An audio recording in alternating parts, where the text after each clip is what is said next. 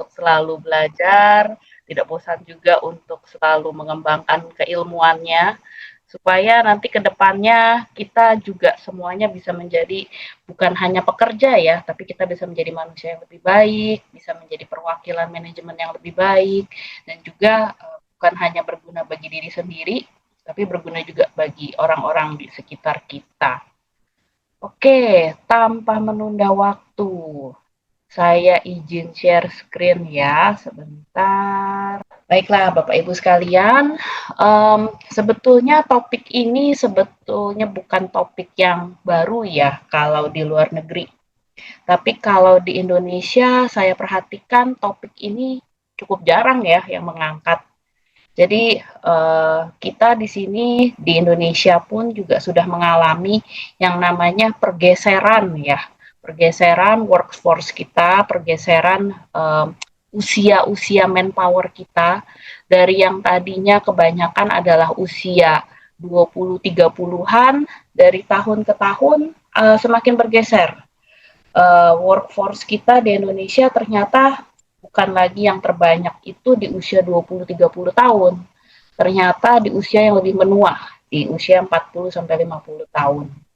Nah, tentunya pergeseran ini kan akan menimbulkan perubahan-perubahan ya, bukan hanya perubahan dari sisi si pekerjanya, tapi perubahan tentunya dari sisi job analisis pekerjaan yang mereka bisa kerjakan. Kenapa? Karena kan orang yang berusia 20-an sama orang berusia 40 tahunan akan memiliki potensi fisik yang berbeda.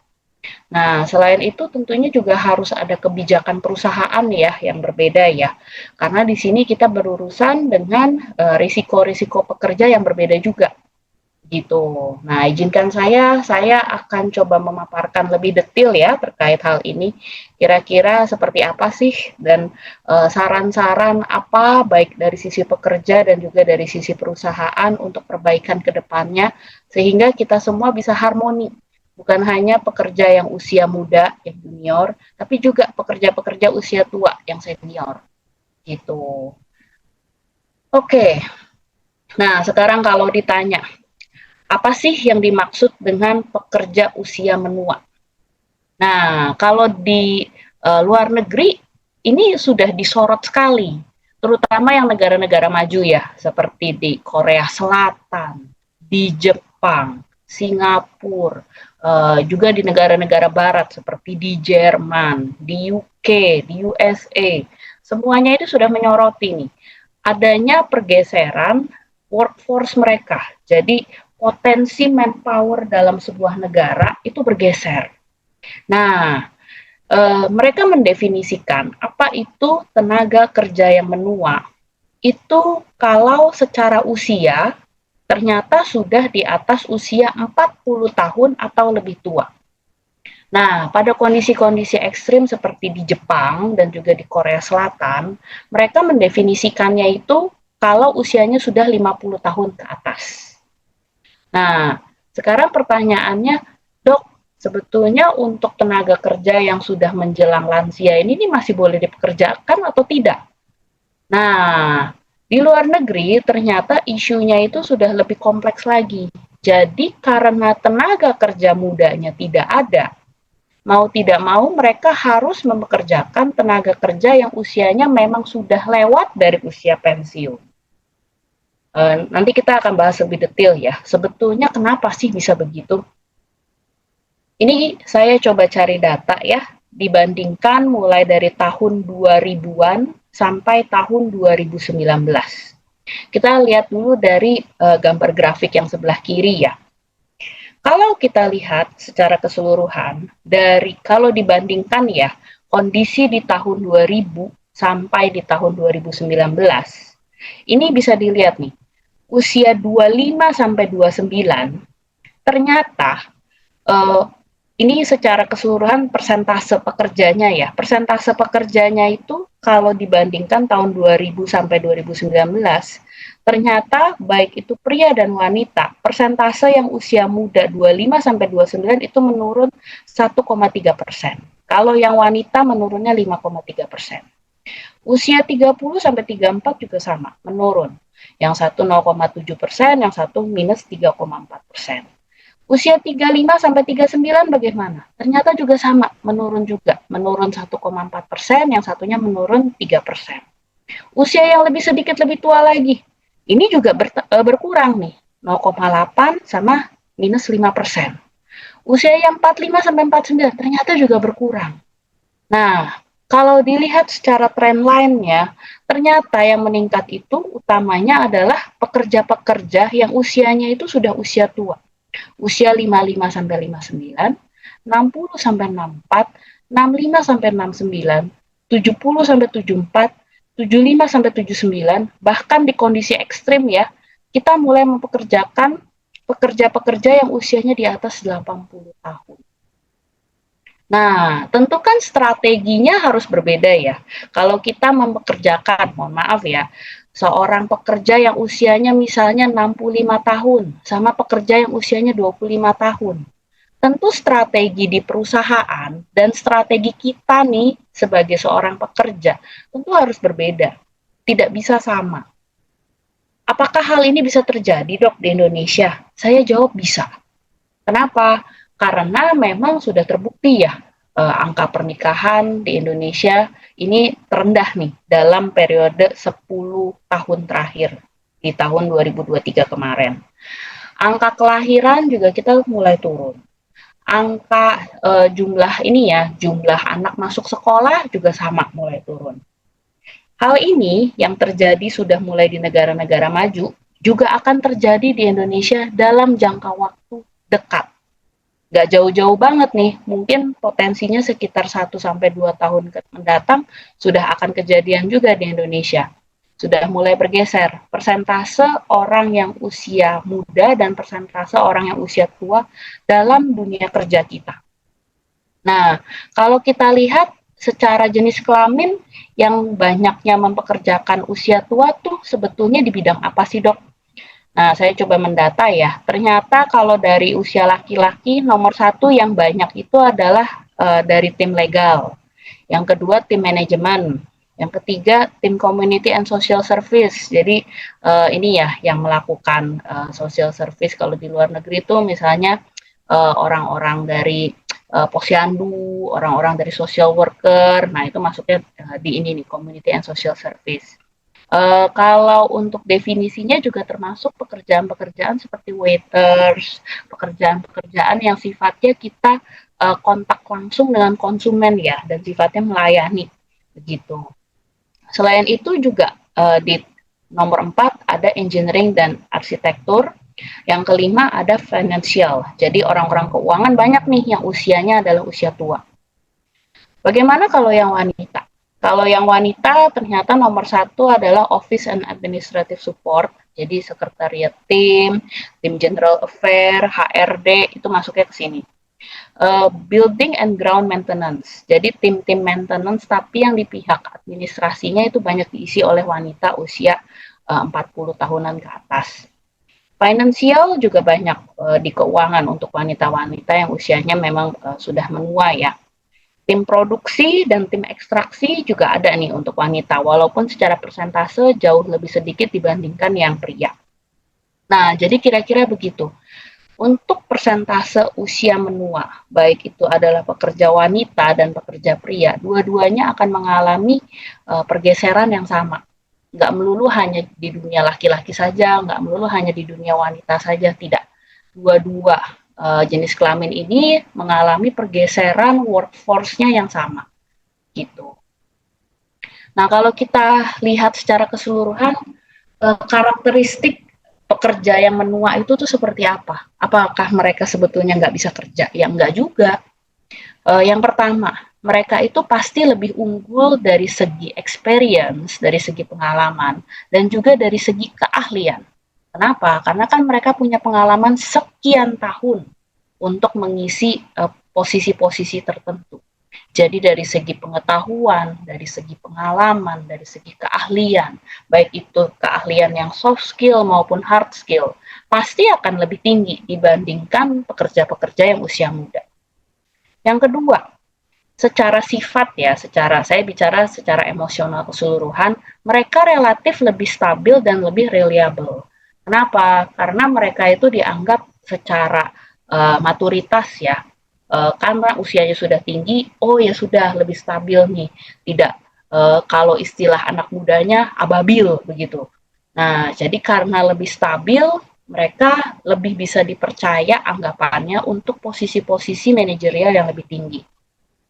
Nah, yang ketiga, mereka akan memiliki pengetahuan terkait bidangnya lebih banyak dibandingkan orang-orang muda. Nah, dalam sebuah kondisi bidang pekerjaan tertentu ya, kadang kita mau tidak mau harus tahu nih, oh ternyata sikonnya seperti ini. Kalau pekerjanya sudah berpengalaman, kita akan tahu, oh oke, saya bisa memproyeksikan misalnya 1 atau 2 tahun ke depan kondisinya akan demikian. Hal ini tentu akan terbatas ya, karena terkait knowledge lapangan secara keseluruhan, ini baru bisa akan dimilikinya kan dengan pengalaman sekian tahun tertentu, baru bisa melakukan proyeksi-proyeksi seperti demikian. Nah, pekerja-pekerja yang usia tua juga tentunya akan memiliki kemampuan komunikasi ya, yang relatif lebih baik dibandingkan pekerja-pekerja usia muda. Dan harapannya mereka juga akan memiliki work ethics ya, yang lebih, saya bisa bilang harapannya tentu lebih tinggi. Kenapa? Karena mereka kan dengan pengalamannya, dengan maturitasnya, secara garis lurus akan berbanding lurus nih dengan semakin meningkatnya work ethics mereka. Tapi harus diakui kalau mempekerjakan pekerja-pekerja yang usia tua, itu ada limitasinya. Nah, ini saya lihat limitasinya bukan hanya dari sisi perusahaan ya, tapi juga dari sisi pekerjanya. Nah, nomor satu yang menjadi limitasi adalah terkait dengan biaya kesehatan. Kenapa biaya kesehatannya lebih tinggi? Ya, seiring dengan kita bertambahnya usia, mau tidak mau kan tentu kita akan semakin ini ya, punya resiko sakit yang lebih besar.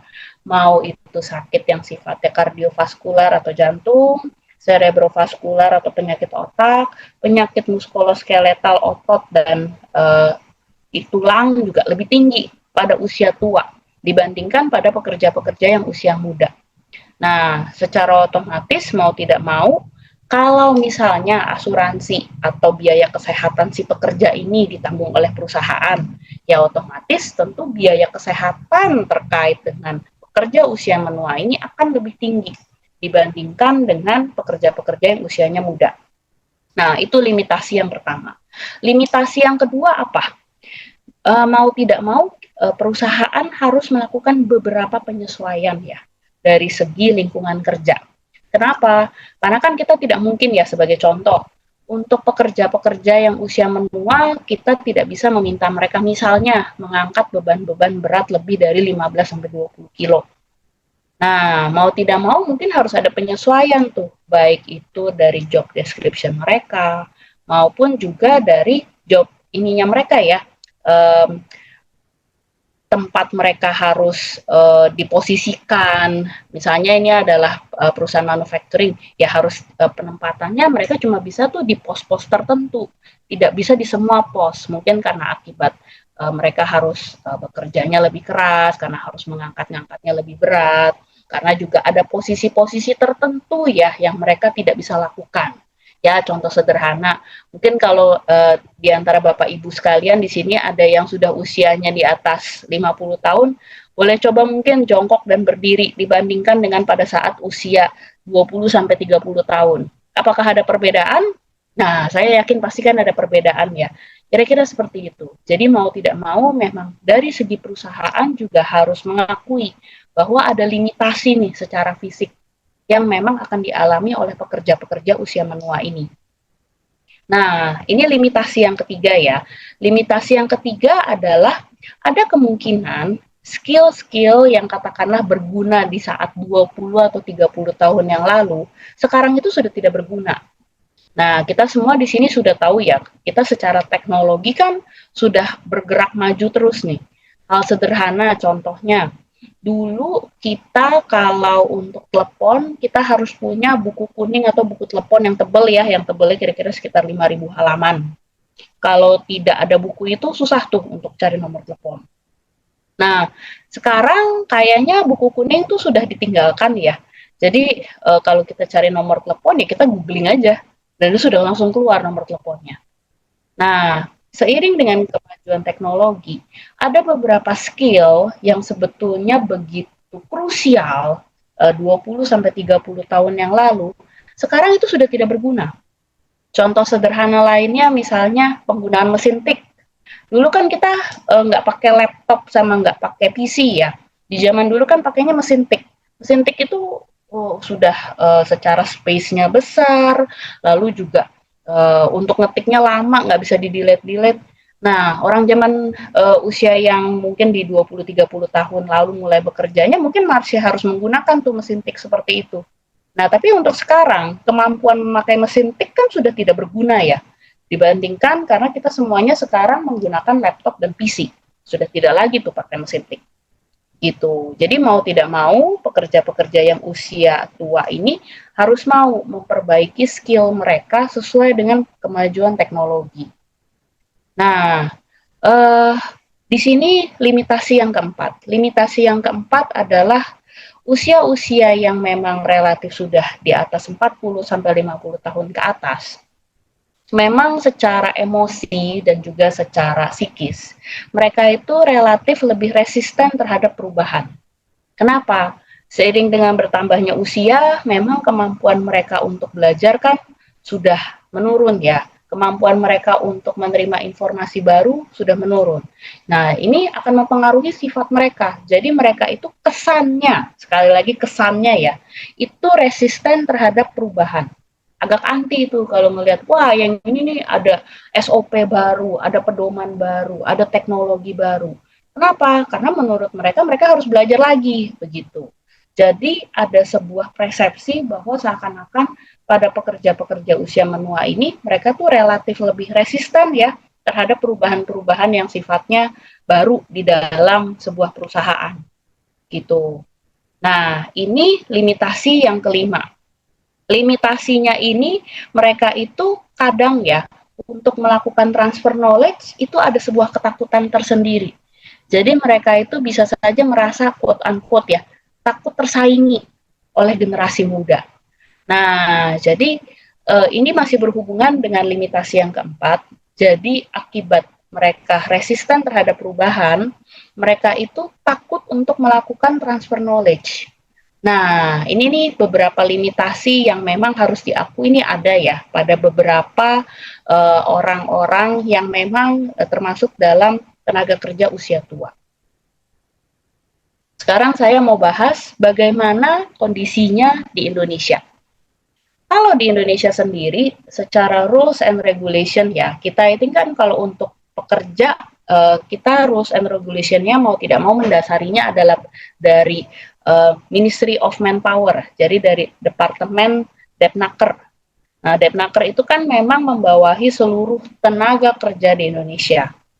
Nah, berdasarkan Undang-Undang Cipta Naker yang terbaru, sebetulnya yang diakui sampai saat ini ya, definisi tenaga kerjanya itu hanya pada limit usia tertentu. Kalau saya tidak salah, terakhir itu adalah di usia 58 tahun. Nah, bagaimana dengan pekerja-pekerja atau orang yang sudah usianya di atas itu yang masih tetap mau bekerja? Memang untuk saat ini mereka tidak di-cover dalam UU Cipta Naker tersebut. Jadi mau tidak mau ya kita semua yang ada di sini juga harus mengakui, oh oke, ternyata di Indonesia tuh memang terkait peraturannya nih yang melindunginya nih belum ada nih untuk pekerja-pekerja yang memang sudah lewat dari usia pensiun yang memang masih mau bekerja. Nah, cuman kalau dibalik pertanyaannya, dok, boleh atau tidak sih mereka tetap bekerja? Jawabannya boleh. Kenapa tetap boleh? Karena mereka kan di sini juga punya hak asasi ya untuk mereka tetap bekerja, tetap beraktivitas seperti biasa. Nah, cuman memang harus diakui ada beberapa peraturan-peraturan yang sifatnya internal yang harus disepakati oleh kedua belah pihak, oleh pihak perusahaan dan juga oleh pihak pekerjanya. Kenapa? Karena bagaimanapun pekerja yang sudah lewat dari usia pensiun ini bekerja di lingkungan perusahaan di luar dari batas usia yang sudah diizinkan oleh Departemen Depnaker begitu. Jadi memang harus ada kesepakatan antara kedua belah pihak. Nah, kesepakatan-kesepakatan ini tentunya nanti terkait dengan berbagai limitasi kegiatan, berbagai limitasi istilahnya aktivitas ya yang harus dilakukan di dalam perusahaan. Begitu. Lalu yang kedua, kondisinya adalah physical workforce demand. Harus diakui memang di Indonesia ini persentase pekerja-pekerja yang sifatnya physical labor ya. Jadi pekerjaan-pekerjaan fisik itu relatif tinggi dibandingkan pekerjaan-pekerjaan yang non fisik. Nah, karena cukup tinggi persentase pekerjaan-pekerjaan yang sifatnya fisik, seiring dengan bertambahnya usia, artinya pekerja-pekerja yang usia tua ini mau tidak mau sebetulnya yang lebih ini ya, yang lebih ideal untuk mereka lakukan adalah pekerjaan-pekerjaan yang sifatnya adalah non fisik. Nah, masalahnya pekerjaan-pekerjaan yang sifatnya non fisik ini mau tidak mau tentu akan membutuhkan level manajemen tertentu, tentunya lebih banyak membutuhkan keahlian-keahlian khusus, kadang membutuhkan profesi-profesi khusus, begitu. Nah, kalau misalnya pekerja usia menua ini dia tidak punya keahlian khusus tersebut, ya otomatis dia tidak bisa bekerja, begitu. Kenapa? Karena yang banyak di sini di Indonesia itu memang persentase untuk physical labor-nya lebih besar dibandingkan dengan persentase non-physical labor, gitu. Kondisinya selain itu memang harus diakui ya, beberapa lowongan kerja di Indonesia itu sifatnya masih age discrimination. Jadi ada diskriminasi terkait dengan usia. Nah, nanti saya akan kasih lihat ya beberapa contoh lowongan-lowongan kerja yang sebetulnya tuh termasuk kategori ada diskriminasi usia nih dalam mereka menginikan ya, dalam mereka mengiklankan lowongan kerja tersebut. Nah, yang keempat, yang tadi saya bilang, ini berhubungan dengan yang poin nomor 2 ya.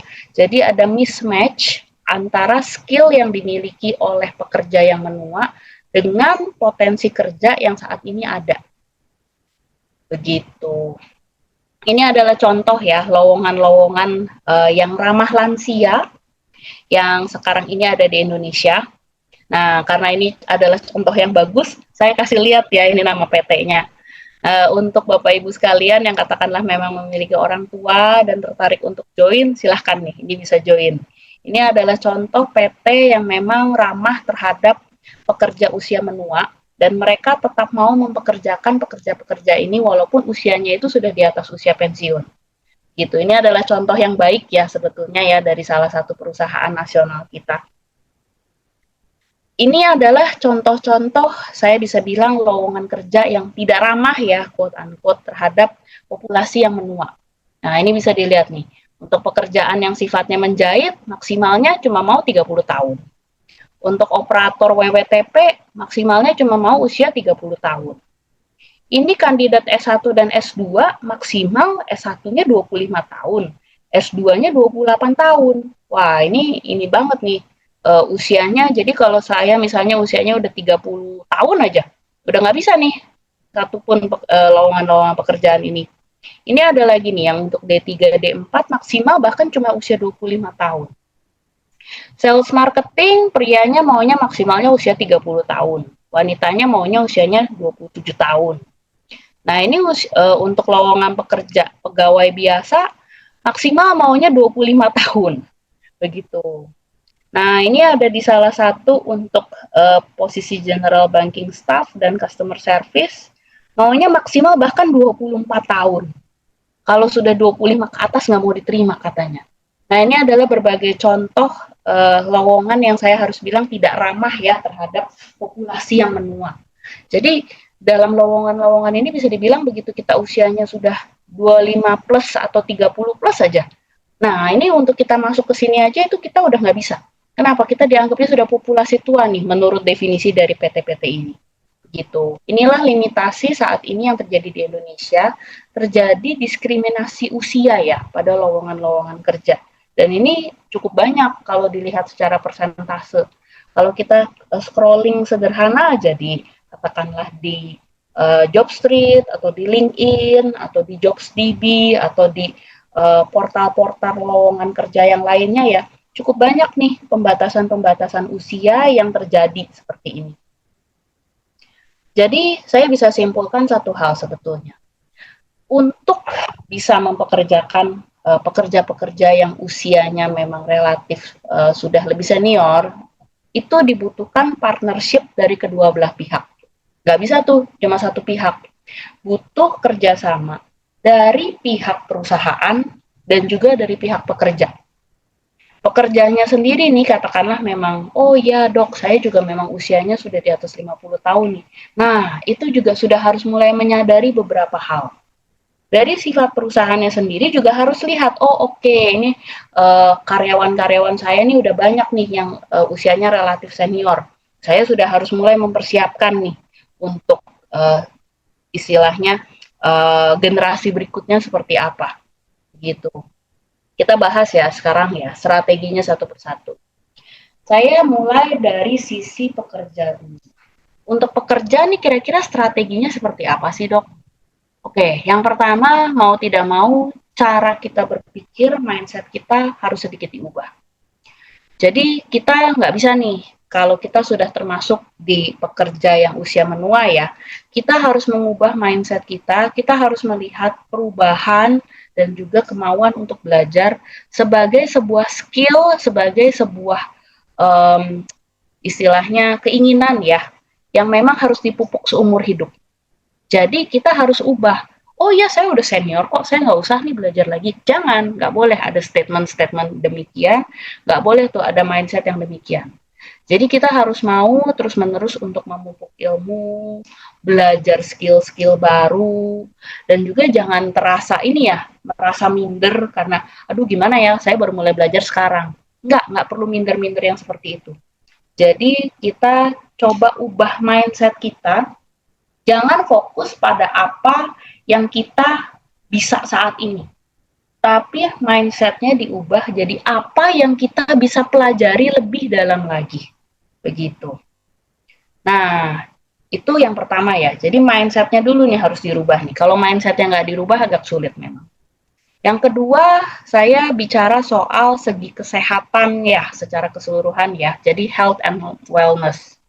Yang pertama, mau tidak mau saya sampai highlight merah nih ya, nomor 1, berhenti merokok, terutama untuk pekerja-pekerja yang memang usianya sudah masuk usia menua ya.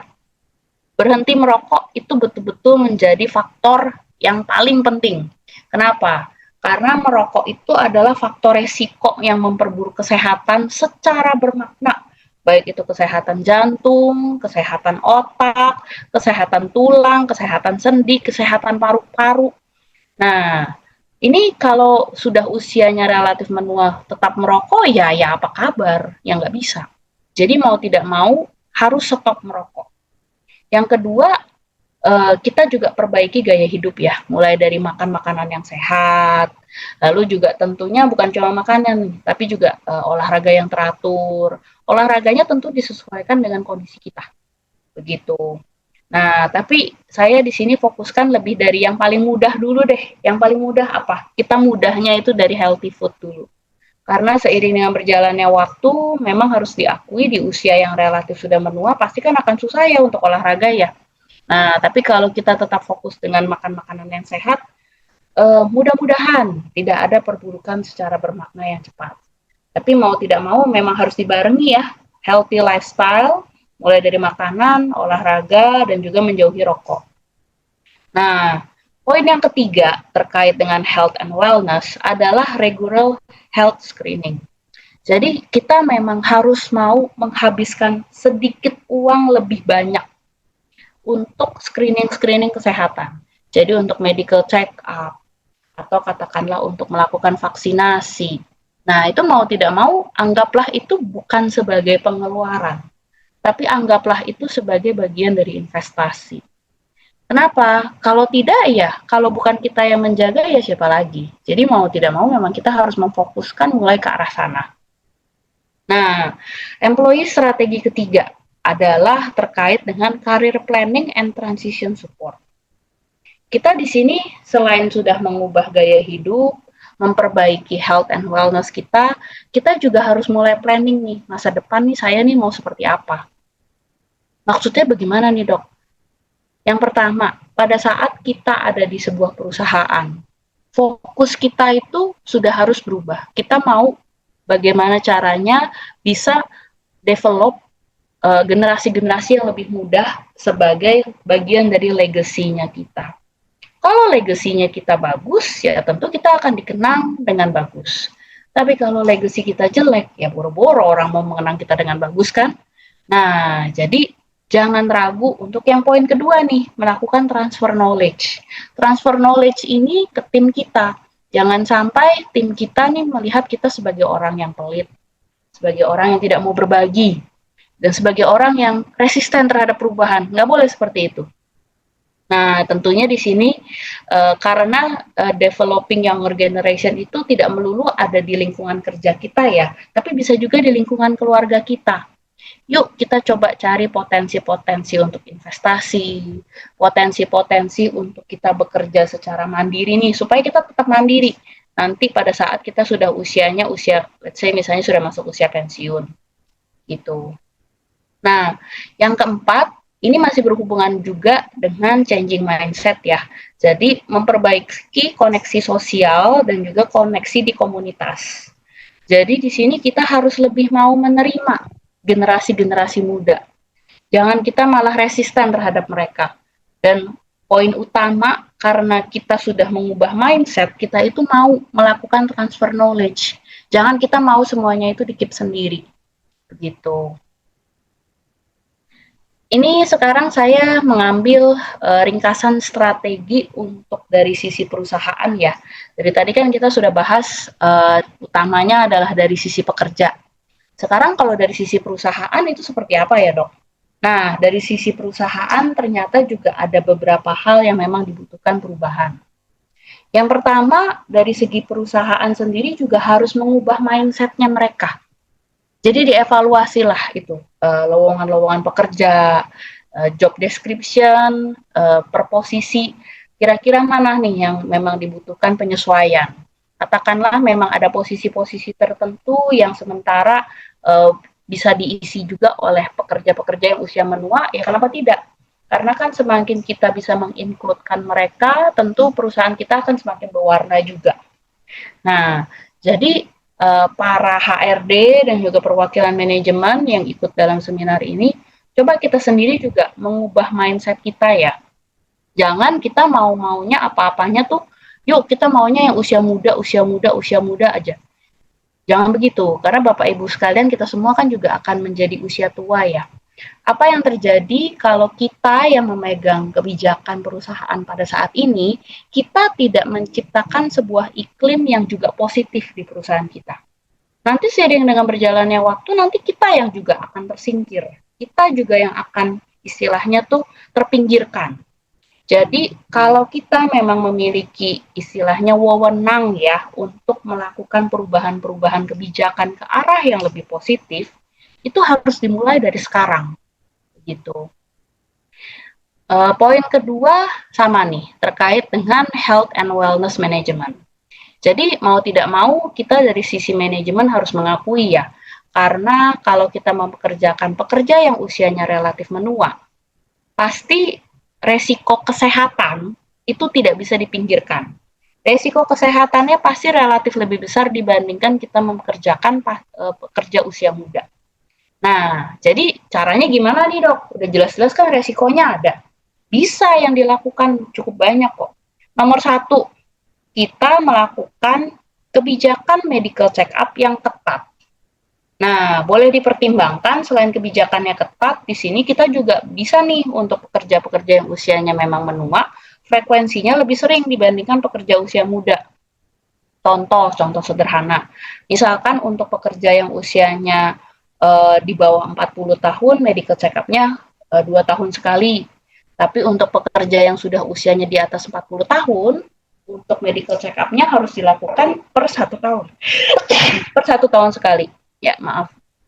Nah, selain itu dari sisi perusahaan kita juga harus lebih fokus untuk istilahnya menerapkan hal-hal yang sehat ya di dalam perusahaan kita ya. Ini sebagai contoh misalnya kita menerapkan nih no smoking policy, no alcohol and drug policy. Nah, itu boleh tuh diterapkan pada setiap titik, pada setiap pos yang ada di perusahaan kita. Boleh nggak dok kalau misalnya kami minta ada surat pernyataan bahwa yang bersangkutan si pekerja yang usia menua ini bersedia untuk tidak merokok? Ya boleh aja itu diterapkan, begitu. Karena itu kan sifatnya adalah kebijakan ya.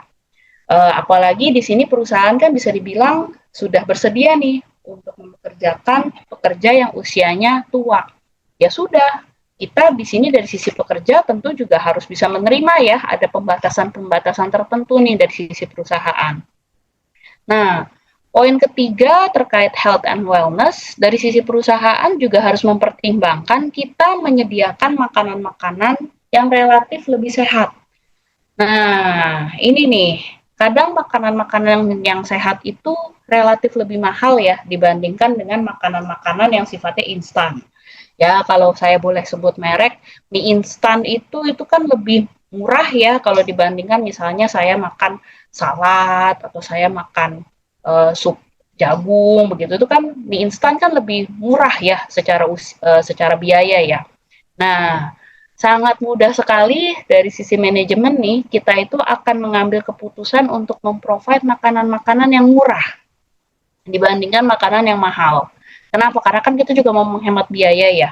Nah, cuma makanan yang murah ini nggak melulu tuh sifatnya sehat. Nah, jadi boleh nih dilakukan evaluasi ulang ya. Apakah makanan-makanan yang di-provide oleh perusahaan kepada pekerjanya sudah termasuk kategori makanan sehat atau belum? Begitu. Nah, di sini ada poin keempat, selain ada health check up yang periodenya agak lebih sering dibandingkan pekerja yang usianya muda, harus dilakukan health screening secara rutin. Sebagai contoh misalnya, si pekerjanya itu harus melakukan misalnya cek tensi setiap pagi, contoh sederhana. Itu kan sifatnya hanya screening sederhana ya. Nah, untuk screening-screening sederhana itu boleh dilakukan pada pekerja-pekerja yang memang sudah termasuk faktor resiko di usia tua. Begitu. Oke, sekarang strategi ketiga, apalagi nih dok kira-kira yang bisa kita lakukan? Kita bisa melakukan redesign workplace station. Jadi workplace kita nih kita lihat di tempat kerja kita kira-kira perlu melakukan penyesuaian apa? Katakanlah memang ada area-area kerja tertentu yang harus didesain lebih ergonomis untuk pekerja-pekerja yang usia tua. Begitu. Jadi katakanlah dibuat tempat duduknya sedikit lebih nyaman, lalu mereka tidak terlalu harus naik turun tangga terlalu banyak, tidak ditempatkan di tempat yang terlalu ketinggian, karena kan bisa ada bahaya ya, mereka bisa berpotensi untuk jatuh, begitu. Nah, jadi kita coba lihat lagi nih, area-area kerja kita. Apakah area kerja kita itu aman untuk pekerja-pekerja yang usia menua? Kalau misalnya memang tidak aman, boleh dipertimbangkan untuk dilakukan redesign ya, begitu.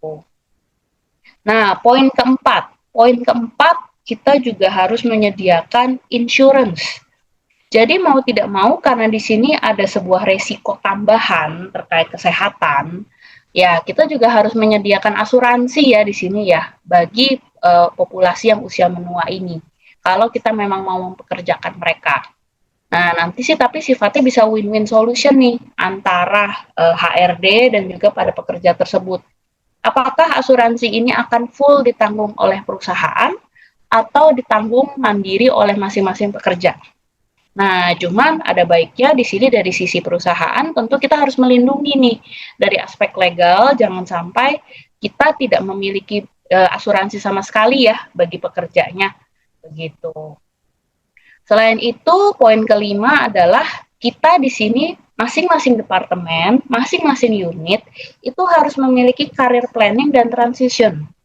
Jadi pada saat kita sudah menempatkan memang ada seorang pekerja senior pada unit tertentu, kita harus bisa menerapkan sebuah kebijakan untuk dilakukan mandatory transfer knowledge. Jadi jangan sampai tuh pekerja-pekerja tersebut mereka tidak dengan sengaja ya istilahnya ya pengetahuan-pengetahuannya dikip sendiri. Jadi kita boleh nih dari sisi manajemen membuat mandatory transfer knowledge. Ya frekuensinya bolehlah nanti diatur katakanlah mau setiap berapa kali, let's say dalam 1 minggu atau dalam periode 1 bulan. Nanti itu dikembalikan ke kebijakan dari masing-masing perusahaan. Selain itu, kita juga bisa membuat development program, jadi semacam program mentoring ya. Jadi contohnya misalnya satu orang pekerja usia menua mementori 2 atau 3 orang dari pekerja-pekerja yang usianya lebih muda.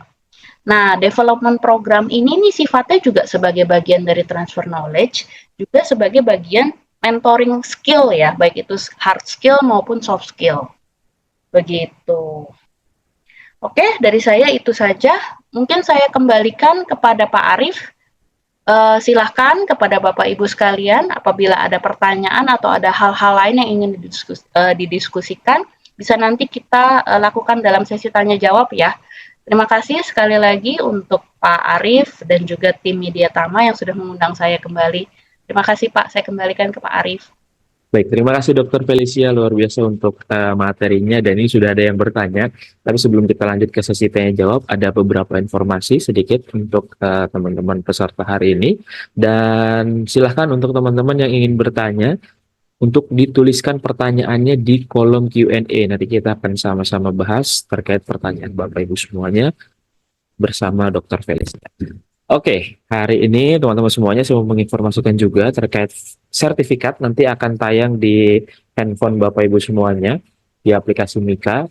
Caranya yang pertama nanti silakan absen ya, dan setelah ini saya akan share absennya, dan yang kedua pastikan juga untuk aplikasinya sudah platinum. Nah, cara ceknya adalah buka aplikasi Mika-nya, kemudian cek apakah di pojok kiri atas ini tulisannya platinum atau silver.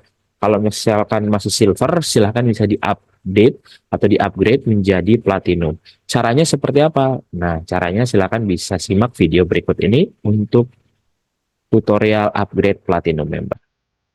Tutorial upgrade platinum member aplikasi Mika Super App K3. Yang pertama, silahkan Anda klik salah satu gambar gembok yang ada pada halaman beranda Anda, kemudian klik upgrade kartu platinum. Lalu, Anda bisa pilih dengan 3 masa aktif kartu, 3 bulan, 6 bulan, ataupun 1 tahun. Setelah itu, klik upgrade sekarang. Kemudian Anda bisa pilih metode pembayaran melalui virtual account atau juga e-wallet. Setelah itu, klik bayar. Kemudian, silahkan salin rekening virtual Anda dan lakukan transfer berdasarkan nominal yang telah tersedia pada aplikasi, dan khusus Anda yang menggunakan Mandiri, silahkan Anda pilih pihak ketiga, yaitu Sendit 88908, sesuai dengan 5 angka yang ada di depan rekening virtual Anda. Setelah Anda transfer, silahkan Anda buka kembali aplikasi Mika Super App K3, lalu refresh kembali aplikasi Anda. Setelah itu, Anda bisa klik nama Anda, lalu akan muncul member card platinum. Baik.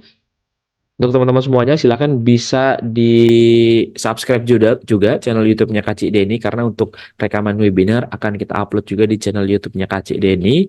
Dan ada beberapa informasi juga buat Bapak Ibu semuanya terkait dengan perpanjangan lisensi dan juga SKP. Silahkan bisa dipastikan untuk Bapak Ibu yang memiliki SKP dan juga lisensi ahli K3 umum untuk tidak expire lebih dari 1 tahun, karena kalau sudah lebih dari 1 tahun masa expirednya, maka akan refreshment ulang, lumayan untuk biayanya. Kalau untuk perpanjangan saja bisa di harga 1,7 saja teman-teman. Nah, kalau untuk perpanjangan lisensi pelatihan lainnya ya, di sini kita juga ada di harga 1,2 saja. Silakan bisa dicek di lisensi dan juga sertifikatnya atau SKP-nya, jangan sampai expire lebih dari 1 tahun ya, agar tidak kena refreshment ulang. Oke. Kemudian untuk teman-teman semuanya yang ingin sertifikasi atau ingin menggeluti bidang K3, nah untuk memulainya bisa mengikuti ahli K3 umum terlebih dahulu. Nah, ini dilakukan secara online training, minimal pendidikannya adalah D3 kalau untuk yang ahli K3 umum Kemnaker RI. Dan kalau untuk teman-teman yang kepengen saya pengen offline nih, nah kita juga ada di bulan Mei untuk offline, ini di harga 6.500.000 ya teman-teman, kita akan running tanggal 13. Nah, kemudian kalau misalkan teman-teman semuanya yang sudah punya eh, ahli K3 umum, tapi pengen juga nih dapat sertifikat yang ahli K3 BNSP. Nah, sekarang bisa juga untuk ikut ujiannya saja dan tidak perlu hadir di Jakarta di kantor Mediatama. Nah, saat ini Mediatama juga sudah bisa melayani untuk sertifikasi ahli K3 BNSP secara full online. Jadi, kalau yang dulu itu kita harus datang untuk uji kompetensi tatap muka, kalau sekarang full online. Jadi, buat teman-teman yang pendidikannya SMA, SMK, atau yang sudah punya AK3U tapi pengen dapat yang BNSP-nya, nah silakan bisa juga untuk mengikuti yang ahli K3 BNSP secara full online training ya. Kemudian kalau untuk teman-teman yang sudah punya ahli K3 umum, silakan bisa lanjut lagi ke auditor SMK3. Kita akan running tanggal 13 Mei, dilakukan secara online training, dan ini masih ada harga early bird-nya. Kemudian untuk ahli K3 muda lingkungan kerja, kita juga akan laksanakan di akhir Mei ya, tanggal 21 Mei sampai tanggal 29 Mei, dilakukan secara blended training. Nanti teman-teman bisa mendapatkan sertifikat hygiene industri muda atau HIMU dari BNSP, serta SKP ahli K3 linkernya dari Kemnaker RI. Dan ini masih ada harga early bird-nya, sampai tanggal 11 Mei. Kemudian untuk teman-teman yang kerja di kelistrikan bisa ikut yang teknisi K3 listrik. Dan ini minimal pendidikannya SMA atau SMK. Masih ada juga harga early bird-nya sampai dengan tanggal 1 Mei. Nah, atau kalau misalkan teman-teman perusahaannya sedang ikut tender nih, ya bisa juga ikut yang ahli K3 listrik dengan pendidikan minimal D3 teknik atau S1 teknik. Bisa ikut yang ahli K3 listrik selama 18 hari secara tatap muka, full tatap muka di Jakarta. Kita akan running tanggal 7 Mei sampai tanggal 29 Mei. Nah, kemudian buat teman-teman konstruksi juga bisa ikut yang ahli muda K3 konstruksi. Kita laksanakan secara full online dengan pendidikan minimal SMA. Dan kalau misalkan kita sudah punya ahli muda K3 konstruksi, bisa juga lanjut ke Madya. Kita akan running secara offline training, tapi kalau yang Madya ya, kita buka harga di 8 jutaan untuk harga early bird-nya. Kemudian buat teman-teman yang mengawasi peranca, bapak-bapak yang mengawasi peranca bisa ikut yang supervisor peranca dengan pendidikan minimal SMA atau SMK ya. Dan kalau misalkan yang memasang atau juga membongkar peranca bisa ikut yang teknisi K3 peranca. Dan ini kita laksanakan dua-duanya secara blended training. Kita akan laksanakan tanggal 13 dan 14 Mei. Lalu untuk teman-teman yang di perusahaannya masuk ke dalam tim tangkap darurat juga bisa ikut yang petugas peran kebakaran kelas D. Kita akan running secara blended training di tanggal 6 Mei dan ini masih ada harga early bird-nya minimal pendidikan SMA atau SMK. Kemudian kalau misalkan teman-teman ingin ikut kelas C juga bisa, tapi syaratnya harus sudah pernah mengikuti yang kelas D terlebih dahulu ya. Kalau yang kelas C kita akan running secara offline training. Nanti teman-teman akan belajar menggunakan hidran dan juga SCBA kalau di kelas C. Lalu untuk petugas P3K kita juga akan running di tanggal 6 Mei secara blended training dan ini masih ada harga early bird-nya ya. Sudah lewat ya kemarin ya harga early bird-nya ya, sampai tanggal 26 April. Tapi masih ada harga promo di 4,9. Lalu untuk teman-teman yang bekerja di ketinggian, kalau misalkan bekerja menggunakan platform peranca, bisa juga ikut yang TKBT tingkat 2. Dan kita akan laksanakan blended training di bulan Mei juga, di awal Mei. Dan untuk teman-teman yang mungkin pekerjaannya bergelantungan di atas tali, nah ini bisa ikut yang TKPK. Kalau yang TKBT pakai platform peranca, kalau yang TKPK yang bergelantungan. Ini bisa ikut juga tanggal 6 Mei, sama ya tanggal 6 Mei. Kemudian untuk perusahaannya yang memiliki forklift, pastikan juga untuk forkliftnya ini sudah memiliki SIO yang asli, karena kalau misalkan belum atau palsu ya, nah silakan bisa ikut yang operator forklift di tanggal 27 Mei dilakukan secara online training. Nanti prakteknya di tempat masing-masing. Jadi nanti cukup di Zoom saja, direkam pakai Zoom, nanti akan dinilai langsung ya. Kalau misalkan tidak ada forkliftnya, nanti bisa menyewa di tempatnya masing-masing. Kemudian buat teman-teman yang di rumah sakit juga ada di K3 rumah sakit sertifikasi Kemenaker RI, kita akan running di tanggal 20 Mei secara online training, dan ini masih ada harga early bird-nya ya. Kalau misalkan teman-teman ingin yang BNSP, juga ada paramedis K3 Muda BNSP. Kita akan running juga tanggal 20 secara online training, dan masih ada harga early bird-nya. Kalau yang K3 rumah sakit minimal D3 kesehatan, untuk paramedis K3 Muda minimal SMA juga bisa. Nah, untuk yang bekerja di ruang terbatas, bisa juga ikut yang teknisi K3 ruang terbatas. Kita akan running juga di tanggal 13 Mei dan masih ada harga early bird-nya. Atau teman-teman yang di sektor migas, bisa ikut yang operasi K3 migas atau pengawas K3 migas. Dan dilaksanakan, dan ini full blended training. Kalau ini blended training dua-duanya, dan ini kita akan melaksanakan tanggal 6 Mei ya. Dan petugas investigasi insiden kita akan running di minggu depan, di tanggal 29 April, dilakukan secara online training ya. Nah, ini adalah ATK yang nanti teman-teman akan dapatkan sesuai dengan pelatihan yang didaftarkan, atau teman-teman daftar, nanti akan mendapatkan. Kalau secara online akan dikirim melalui Tiki, tapi kalau misalkan yang offline akan langsung kami berikan saat pelatihan dimulai. Nah, kemarin juga banyak yang masuk nih pertanyaan ke saya, kalau misalkan saya ketinggalan webinar sebelumnya gimana ya? Dan saya pengen sertifikat yang webinar sebelumnya. Bisa ikut di milea.app. Di milea.app ini adalah website e-course-nya Mediatama. Teman-teman bisa kunjungi melalui web browser atau Google Chrome ya. Jadi tidak perlu install aplikasi dan tidak perlu upgrade Platinum.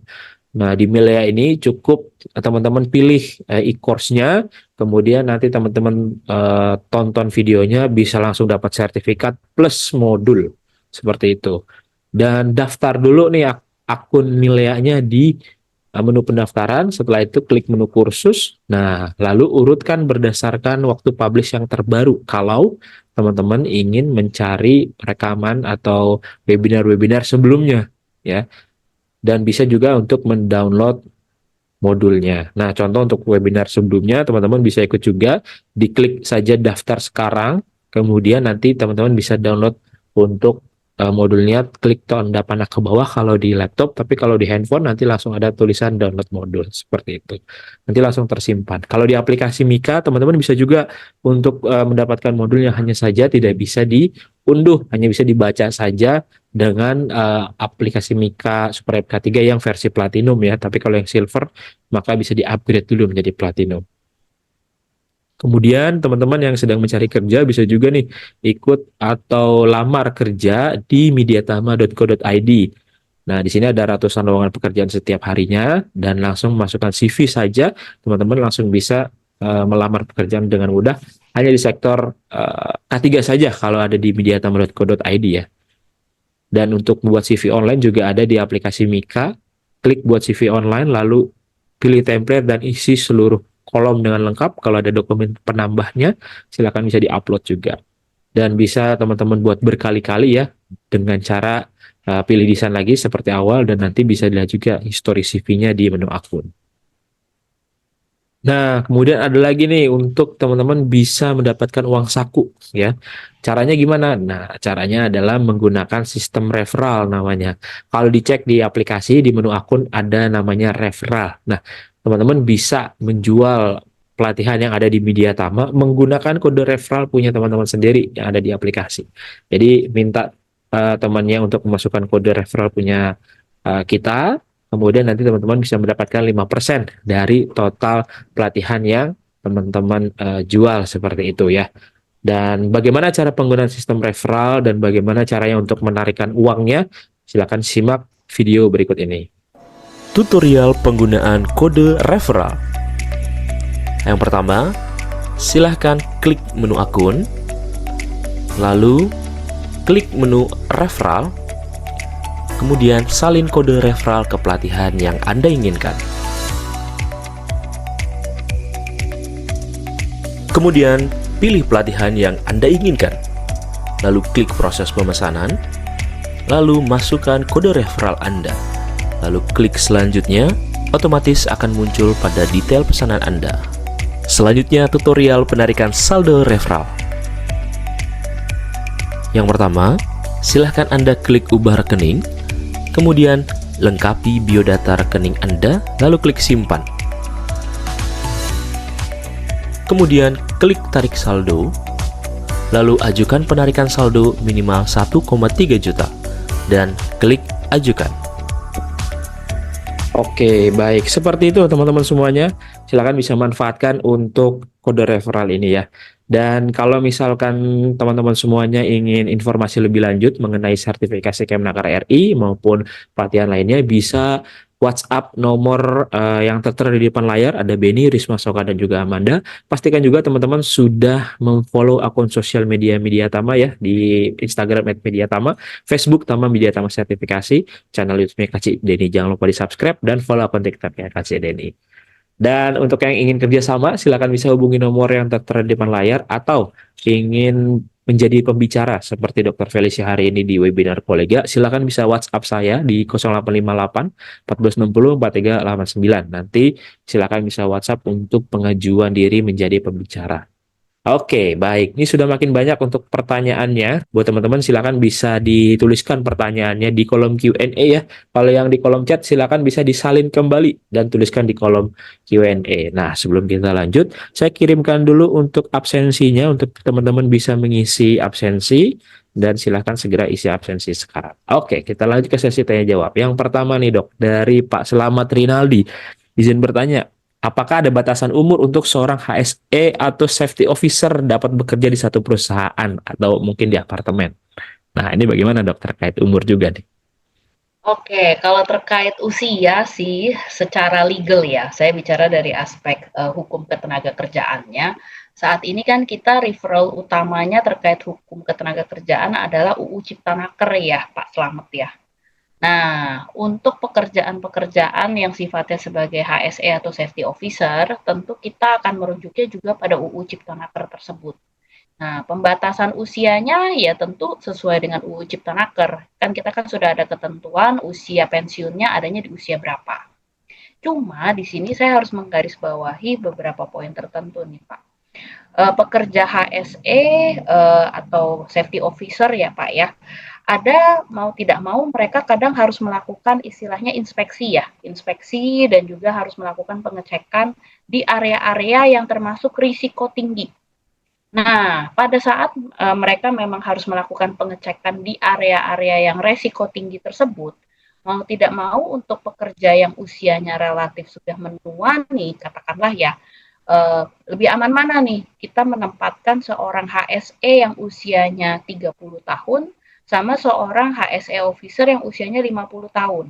Lebih lebih aman mana nih? Katakanlah kita minta seseorang untuk melakukan pekerjaan katakanlah auditing ini ya di ketinggian begitu. Nah, kalau misalnya memang termasuk di area-area yang risiko tinggi, keterbatasannya adalah pekerja yang usia tua mau tidak mau ada limitasi secara fisik. Limitasi secara fisiknya yang tadi saya sempat ceritakan pada saat di presentasi ya. Limitasi bisa juga terkait resiko kardiovaskularnya, jadi terkait jantungnya, terkait otaknya, terkait otot dan juga tulang dan sendi begitu. Mau tidak mau itu harus dipertimbangkan juga.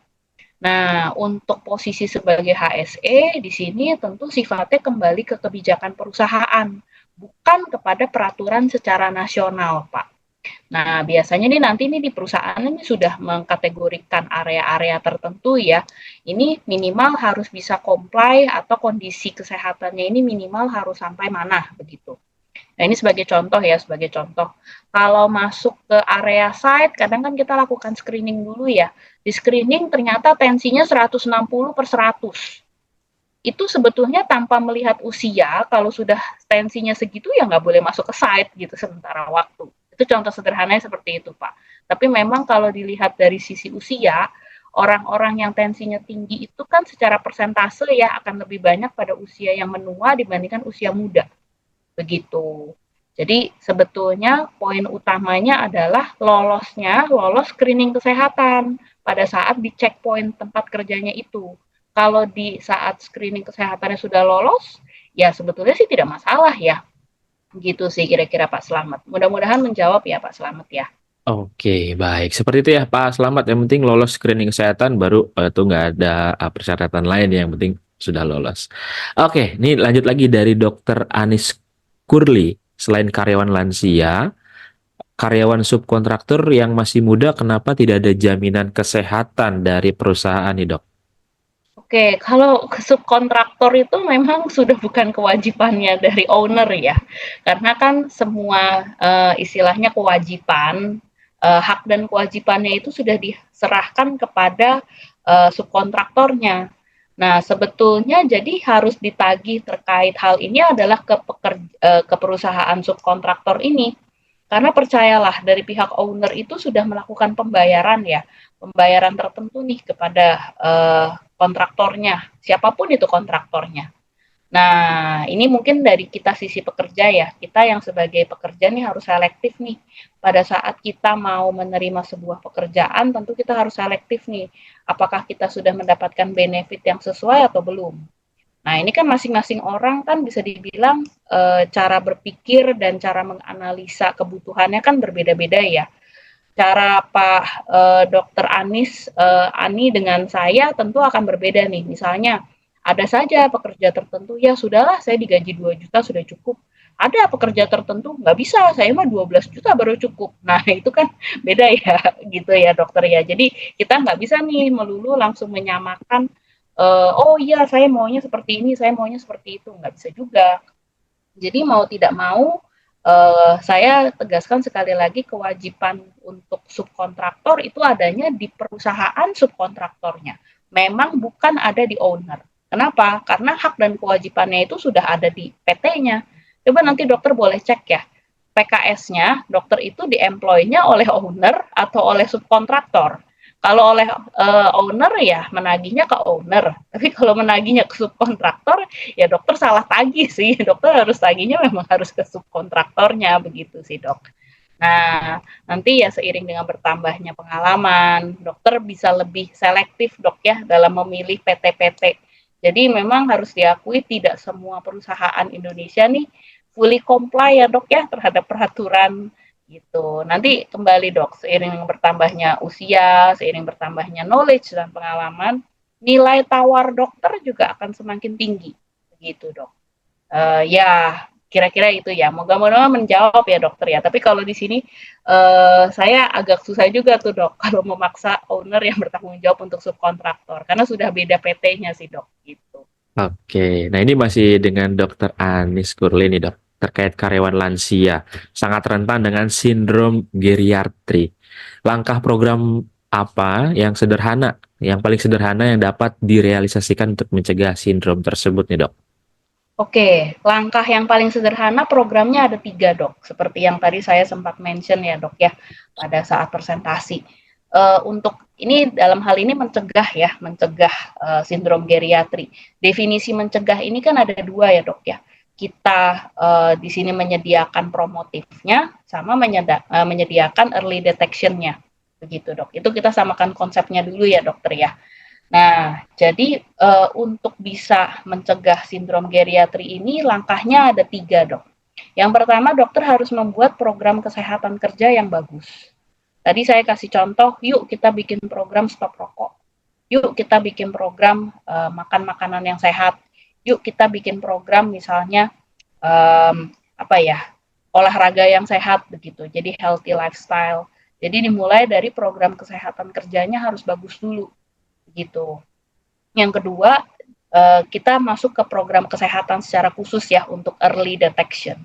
Untuk early detection-nya ya tadi dok, mulai dari regular screening di masing-masing checkpoint-nya itu harus lengkap. Kalau masing-masing checkpoint-nya saja untuk screening-nya tidak lengkap, susah dok. Dokter akan banyak kecolongan gitu. Nah, masing-masing perusahaan akan punya kebijakan screening yang beda-beda. Perusahaan tertentu ada yang kebijakan screeningnya cuma tensi aja, itu ada. Ada perusahaan tertentu yang kebijakan screeningnya nih lebih lengkap. Misalnya selain cek tensi, terus cek juga penglihatan, sebelum katakanlah bekerja di ketinggian, sama tes keseimbangan gitu, itu ada juga. Nah, jadi nanti silahkan dokter mengembangkan. Dokter mau screening itu seperti apa? Cuma saya ingatkan di sini, begitu sudah ada program screening, artinya itu harus dilakukan setiap hari, satu. Yang kedua, dilakukan setiap kali orangnya lewat checkpoint itu. Nah, semakin complicated program screeningnya dokter, nanti dokter akan semakin sedikit orang yang bisa masuk. Nah, jadi dokter boleh pilah-pilah ya pro and cons. Semakin kompleks program screening sama semakin sederhananya program screening itu seperti apa. Karena tujuannya kan kita adalah early detection. Yang ketiga yang bisa dilakukan adalah membuat program medical check up, dok. Nah, di sini untuk orang-orang yang memang sudah diketahui secara usia itu relatif sudah menua, ya mau tidak mau frekuensinya kita lebih seringkan, itu yang satu. Lalu parameternya juga kita bisa bikin lebih kompleks dibandingkan dengan pekerja yang usia muda. Karena kan kita sudah tahu nih, oh iya dia punya faktor resiko. Contoh sederhana, dok, contoh sederhana.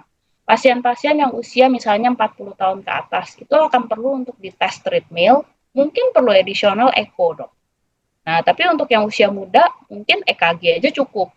Contoh sederhananya seperti itu. Jadi, untuk yang memang sudah diketahui usianya relatif menua, ya sudah, dokter bikin dong program medical check up, dibedakan, mungkin secara parameter maupun frekuensinya. Kira-kira sih begitu, dok. Jadi ada 3 metode ya, dokter ya. Mudah-mudahan menjawab, dokter Ani. Oke, baik. Kita lanjut lagi dari pertanyaan. Ini mirip-mirip Pak Agus dan juga Pak Randi nih. Terkait dengan faktor usia kan itu mempengaruhi emosional pekerja. Nah, tapi pada aktualnya, ini lanjut ke Pak Randi, mirip-mirip. Justru yang lebih tua merasa lebih berpengalaman. Nah, alhasil dia hanya memerintah, kemudian juniornya malah jadi nggak betah, menjadi bahkan toksik. Nah, karena mereka merasa sudah seperti pemilik perusahaan karena sudah Pemilik bertahun-tahun, perusahaan. karena sudah bertahun-tahun ya di perusahaan itu. Nah, ini gimana dok terkait dengan rasa kepemilikan perusahaan yang begitu tinggi dan juga dari sisi emosionalnya nih Pak, dari Pak Randi dan juga Pak Agus nih. Wah, ini menarik nih. Jadi saking lamanya kerja situ serasa owner ya. Oke, nah ini memang sebuah ini ya, yang tadi saya bilang salah satu karakteristik ya. Saya nggak bilang semuanya, tapi karakteristik istilah saya. Karakteristik tuh jadi tuh ya kalau si pekerja itu tidak melakukan istilahnya mencoba merubah karakternya dia, ya itu bawaannya tuh begitu sebetulnya. Jadi seiring dengan bertambahnya usia, kemampuan kita untuk belajar itu kan semakin relatif menurun. Ya kenapa? Secara kedokteran kalau kita boleh omongin nih, neuroplasticity kita semakin rendah, jumlah neuron-neuron kita untuk belajar juga semakin menurun, begitu ya. Itu sifatnya normal aging kok, penuaan yang normal, begitu ya. Nah, tapi dalam hal ini, karena kemampuan kita belajar semakin menurun, kan kita ego ya, kan biasa tuh itu secara psikis tuh ada istilahnya sindrom kebesaran ya. Nah, sindrom kebesaran tuh begitu. Jadi semakin kita merasa diri kita tua, kita itu semakin sulit untuk belajar sesuatu yang baru. Nah, secara psikis mereka itu tuh ada sebuah ketakutan loh. Lama-lama saya akan obsolete nih. Obsolete itu jadi bahasa Inggrisnya tuh absolute ya. Jadi dia tidak lagi berguna, dia tidak lagi berfaedah, dia tidak lagi bermanfaat. Nah, supaya nggak dilihat orang lain sebagai obsolete, secara defense-nya, mereka akan, yuk supaya saya kelihatan hebat, gimana nih caranya? Ya udah saya perintah-perintah, begitu. Saya merasa saya lebih penting dari yang lain karena pengalaman saya lebih. Nah, itu tuh sebuah defense mechanism sih sebetulnya dari pekerja-pekerja yang memang usianya lebih menua ya. Nah, tapi ada satu faktor penting yang saya harus bilang, itu tergantung juga dari sosialnya seperti apa. Kalau kondisi sosial di dalam perusahaan itu memang mengagungkan senioritas ya, bukannya memang lebih ramah terhadap perubahan. Akan banyak sekali orang-orang seperti itu. Nah, nanti ya kembali lagi kita ya sebagai pekerja. kita sendiri nih, kita secara personal, karena saya kan juga belum termasuk kategori pekerja yang usia menua ya. Saya sendiri juga harus bilang, seiring dengan bertambahnya usia, seiring dengan bertambahnya pengetahuan, ya katakanlah bertambah gelar juga ya. Nah, itu nilai tambah kita, nilai jual kita itu akan semakin tinggi.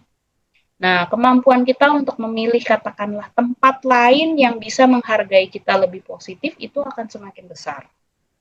Nah, nanti itu akan kembali ke masing-masing orang ya, apakah mau stay atau tidak. Masing-masing akan punya pertimbangannya sendiri-sendiri. Nah, cuman kenapanya dari sisi psikologis seperti itu, dari sisi kedokterannya ya begitu, gitu. Nah, jadi memang harus punya dari si pekerjanya, internalnya dia nih, yang harus bisa mengubah mindsetnya dia dulu. Jangan resisten terhadap perubahan, itu satu. Yang kedua, yuk kita mau menganggap kemauan untuk belajar itu adalah sebagai lifelong journey. Jadi bukannya itu udah selesai di 10-20 tahun yang lalu begitu. Jadi begitu mindsetnya dirubah, mudah-mudahan orangnya lebih baik. Nah, cuma permasalahannya ya, mengubah mindset itu tidak bisa diperintah. Mengubah mindset itu tidak bisa berdasarkan masukan orang, yuk kamu berubah, yuk kamu berubah. Enggak, harus dari diri kita yang mau berubah, baru bisa berubah. Karena itulah namanya mengubah mindset. Mindset itu kan bukan adanya di, misalnya mindset saya ya adanya di saya sendiri. Nggak bisa ada orang tertentu menyuruh saya mengubah, nggak bisa. Mereka bisa kasih rekomendasi, mereka bisa kasih masukan, tapi kalau cara berpikir saya tetap sama ya, itu namanya orang yang ladek ya, keras kepala ya. Nah gitu, kira-kira begitu. Secara psikologisnya demikian sih. Oke, mungkin mudah-mudahan menjawab ya Pak Arif ya. Oke, baik. Terima kasih Dokter Felicia. Lanjut lagi, teman-teman semuanya jika ada yang ingin bertanya langsung, bisa klik raise hand, nanti kita akan berikan kesempatan untuk bisa bertanya kepada Dokter Felicia. Nah ini pertanyaan lagi dari, ini menarik nih buat teman-teman yang fresh graduate nih dari Muhammad Yusuf. Kenapa sebuah perusahaan sebenarnya lebih memprioritaskan seorang yang memiliki pengalaman kerja? Nah, dibandingkan merekrut seorang fresh graduate. Lalu pertanyaannya adalah, jadi kapan seorang fresh graduate ini bisa punya ruang untuk bekerja nih, Dok? Nah, bagaimana mau kerja sedangkan pengalaman aja belum ada. Mau kerja dibatasin sama usia. Nah, ini gimana nih, Dok? Nah, ini nih, ini yang tadi saya isunya sempat raise terkait itu ya, beberapa lowongan itu tidak ramah, tidak ramah pekerja usia menua, satu. Beberapa lowongan kerja juga tidak ramah terhadap, istilahnya ini ya, tidak ramah terhadap fresh graduate. Kita bicara dalam sebuah lingkungan budaya di Indonesia tuh masih begitu ya, Pak Yusuf ya. Uh, Kalau ditanya nih, kenapa perusahaan memprioritaskan pengalaman? Ya, saya menjawab di sini sebagai perwakilan manajemen ya. Capek Pak ngajarin fresh graduate. Oke, dari sisi saya sih begitu. Jadi fresh graduate itu di sini saya melihat dari sisi pengalaman sebagai seorang manajemen ya, ada sebuah gap yang sangat besar antara apa yang diajarkan di kampus dengan apa yang dibutuhkan sebagai keahlian kerja di sebuah perusahaan. Gap-nya itu besar sekali, besar sekali. Perusahaan tuh nggak perlu, katakanlah seseorang bisa melakukan, misalnya ya, saya di sini bicara contoh misalnya seorang teknisi mesin radiologi, saya perlu seorang lulusan radiografer. Nah, radiografernya itu kalau saya boleh memilih nih, radiografer yang fresh graduate sama radiografer yang memang sudah punya pengalaman. Nggak melulu pengalamannya harus 10-20 tahun kok. Pengalamannya katakanlah 2 tahun, 3 tahun, 1 tahun pun saya terima gitu. Kenapa? Yang dipilih yang minimal pengalamannya udah 1-2 tahun itu. Karena kadang apa yang disekolahkan, ilmunya yang ada di sekolah itu tidak applicable untuk diterapkan di tempat kerja. Jadi begitu diminta, yuk coba operasikan alat ini, ya dia nggak bisa gitu. Lain kalau dia sudah punya pengalaman sebelumnya, katakanlah minimal 1 atau 2 tahun. Sudah tahu tuh cara mengoperasikan mesin ini seperti apa, mesin ini seperti apa. Nah, katakanlah saya mesti ngajarin dulu, nih ya cara operasi mesinnya seperti ini. Kalau yang sudah punya pengalaman mungkin cuma ngajarinnya 1-2 hari selesai. Tapi kalau yang fresh graduate mungkin 3-4 bulan nggak selesai-selesai. Nah, sedangkan mohon maaf ya dari sisi perusahaan ya, kita itu ada yang namanya MPP, Manpower Planning. Kalau saya mengambil yang fresh graduate banget, itu kan sudah mengambil 1 MPP. Katakanlah 1 unit saya cuma dapat 4 MPP ya. Katakanlah 3 aja diurus sama fresh graduate. Yang 1 orang ini kesian sekali nih, udah mesti ngajarin, udah mesti ini, gitu. Kira-kira sih jawabannya kalau saya memposisikan sebagai perwakilan manajemen, kenapanya itu begitu. Jadi ada gap yang sangat besar sekali antara apa yang diajarkan di di universitas dengan keahlian kerja yang dibutuhkan nih di perusahaan gitu. Nah, tapi itu mohon maaf sebenarnya itu PR-nya adanya di ini ya saya bisa bilang Kementerian Pendidikan ya. Itu gimana tuh? Jadi dia tuh harus bikin tuh perusahaan-perusahaan tuh kasih tahu dong ini keahlian-keahlian apa nih yang dibutuhkan. Jadi tuh jangan misalnya dari orang ekonomi belajarnya ya apa, ternyata begitu masuk banking yang dibutuhkan keahlian apa gitu. Itu kan jadi gapnya besar gitu sih. Itu contoh sederhana. Nah, cuma timbal baliknya gimana nih seorang fresh graduate harus punya sesuatu nilai lebih supaya dia bisa diterima di perusahaan. Nah, ini saya sekalian jual ini nih pelatihan-pelatihannya Media Tama nih.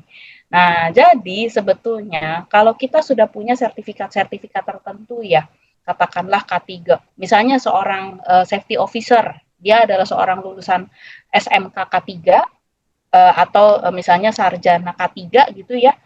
Kalau dibandingkan antara misalnya pengalaman sudah 1 atau 2 tahun sama dibandingkan seorang fresh graduate yang sudah punya beberapa sertifikat-sertifikat tertentu.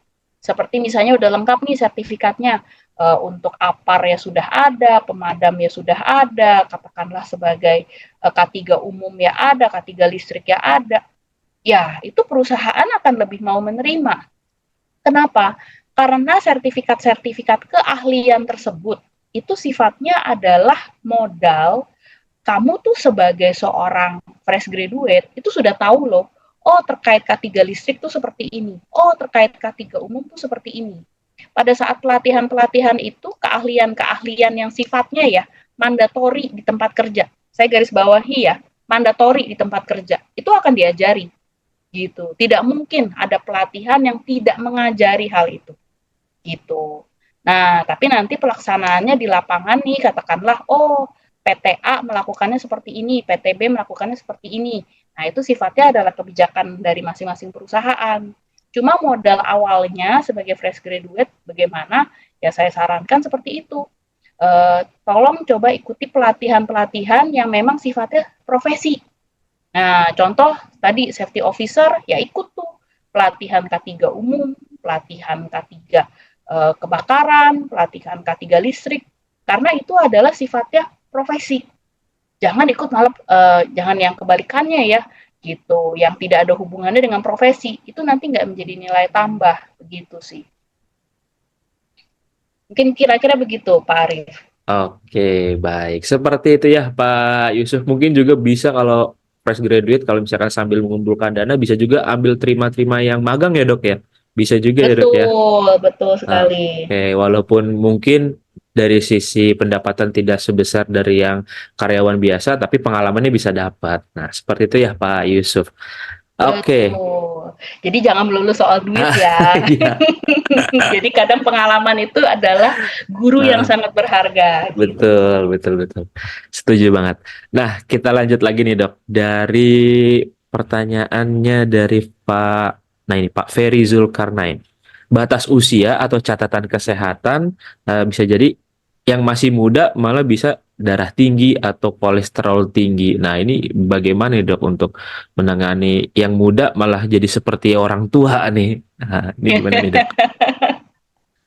Oke, kalau yang memang di usia muda pun sudah banyak sakit-sakitan ya, sebetulnya refleksinya itu kembali saya sih mengambil dari sisi manajemen sama dari sisi pekerja ya.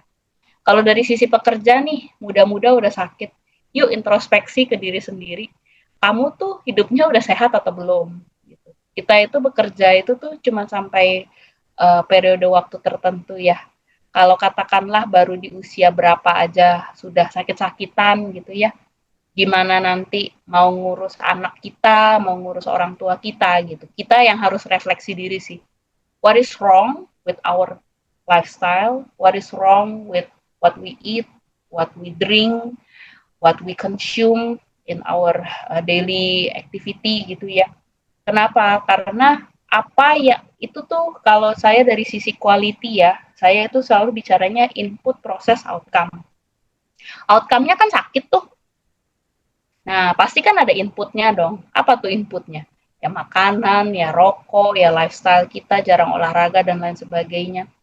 Nah, kalau kitanya memang posisinya begitu, ya jangan kaget diproses oleh badan kita ya begitu. Gitu. Jadi, yuk kita refleksi diri nih, dari sisi pekerjaannya sendiri nih, kita gimana gitu.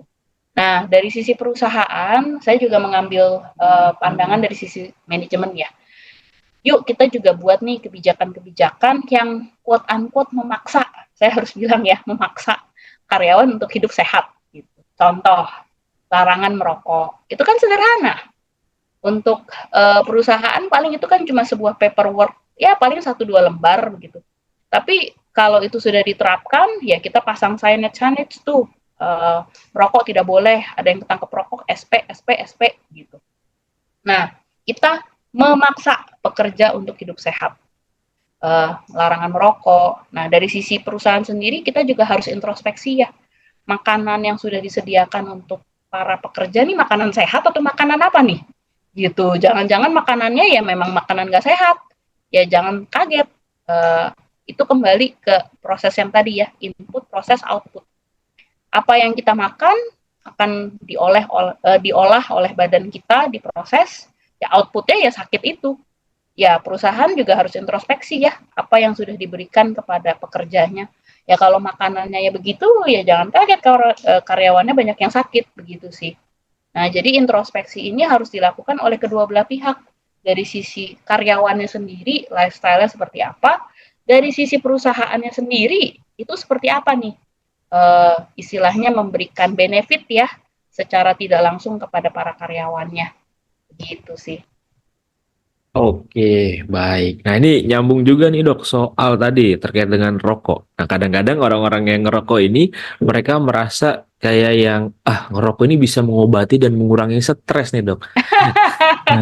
Kadang-kadang kalau mulutnya asem nih ngerokok, pusing ngerokok ya kan, banyak utang ngerokok gitu kan. Nah, ini kalau di perusahaan gimana program sederhana untuk meyakinkan karyawan-karyawannya untuk pentingnya tidak merokok itu bagaimana programnya dok? Ini dari pertanyaan dari dokter Ani juga. Oke, bagaimana meyakinkannya dengan supaya tidak merokok? Ya, cara meyakinkan itu kan ada dua ya dok ya. Bisa ada proses edukasi di sini, dokter. Ini sebagai dokter ya dok ya. Saya jawabnya sebagai dokter juga. Jadi nanti dokter Ani boleh nih dok, katakanlah melakukan webinar-webinar ya terkait bahaya rokok dan lain sebagainya. Supaya harus ada proses edukasi dulu ke pekerja, bahayanya itu seperti apa. Nah, kalau sudah katakanlah sudah dilakukan edukasi ini, dokter bisa lanjut ke tahap 2. Tahap 2 itu dokter mulai tentukan sistem reward and punishment. Nah, reward and punishment ini mau tidak mau harus bekerja sama dengan tim manajemen ya. Jadi katakanlah memang sudah dilakukan edukasi tidak merokok, ya sudah reward and punishment-nya seperti apa ke depannya. Katakanlah, kita sudah tetapkan peraturan tidak boleh merokok. Ada yang ketahuan merokok nih, punishment-nya seperti apa? Nah, kebalikannya juga harus ada reward. Untuk pekerja-pekerja yang tadinya merokok jadi tidak merokok, itu boleh dong dikasihkan reward. Reward itu nggak melulu soal uang dok.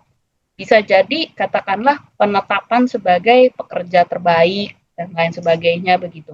Atau misalnya pekerja dengan free smoking gitu ya. Ya nanti dokter bisa carilah statement-statement yang menarik ya supaya orang mau nih sebagai championnya dokter, sebagai istilahnya tokoh yang bisa dicontoh di dalam perusahaan. Nah, itu yang kedua tadi stage reward and punishment. Kalau misalnya sudah masuk ke stage reward and punishment, dokter bisa juga masuk ke stage 3, Dok.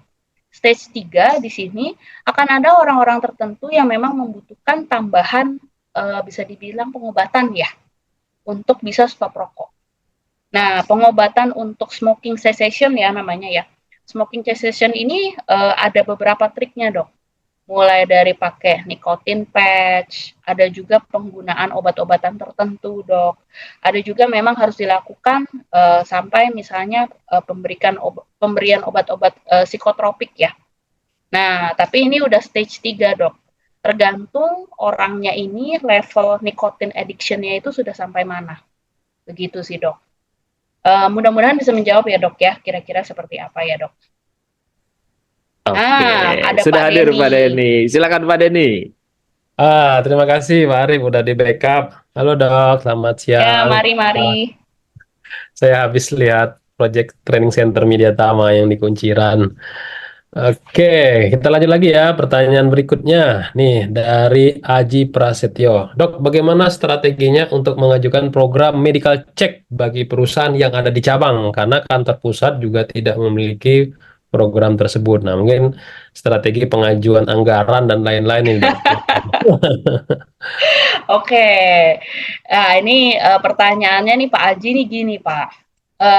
Ada beberapa perusahaan ya Pak, saya nggak bilang semua ya Pak ya, melihat medical check-up itu sebagai bagian dari cost, bukan bagian dari benefit gitu. Nah, untuk PT-PT tertentu ya Pak ya, yang memang melihat bagian medical check-up ini bukan bagian dari benefit, tapi bagian dari cost, mau tidak mau triknya adalah kita nggak bisa push langsung biayanya mahal sekali Pak. Jadi Bapak harus coba istilahnya cari ya parameter-parameter check up apa yang memang sangat dibutuhkan sekali oleh tempat Bapak. Nah, ini contoh sederhana Pak, contoh sederhana. Katakanlah seorang engineer ya Pak, yang bekerja engineeringnya dia misalnya di bagian keuangan gitu, financial engineer di sebuah perusahaan, dibandingkan dengan mechanical engineer.